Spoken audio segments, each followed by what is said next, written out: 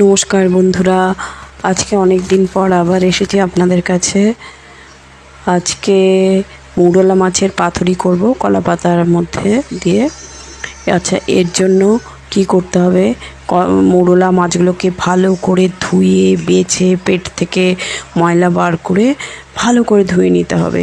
তারপর মাছগুলোর মধ্যে টমেটো, কাঁচা লঙ্কা, তারপরে পেঁয়াজ কলি এগুলো দিতে হবে। দিয়ে আর এর সঙ্গে মশলা দিতে হবে, সর্ষে বাটা দিতে হবে, নুন, সর্ষের তেল, হলুদ এগুলো পরিমাণ মতো দেবেন। আর দেবেন জিরে গুঁড়ো দিয়ে ভালো করে মাখবেন।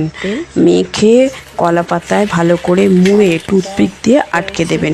একটা কলা পাতায় দেবেন না, 2-3টে কলা পাতার মধ্যে দিতে হবে, নালে কলা পাতাগুলো পুড়ে গেলে মাছগুলো বেরিয়ে যায়। এরপর এদিক ওদিক করে দেবেন 10 মিনিট ছাড়া ছাড়া, আবার ঢাকা দিয়ে দেবেন। এরকম করে উল্টে উল্টে দিতে হবে। তারপরে আবার ঢাকা দিয়ে দিতে হবে।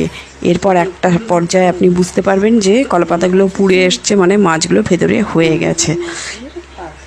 এরপর গ্যাস অফ করে নামিয়ে দেখবেন যে পাতুরি রেডি, এবং খেয়ে দেখবেন দুর্ধর্ষ খেতে। সত্যি বলছি, আজ এইটুকু, বাই বাই।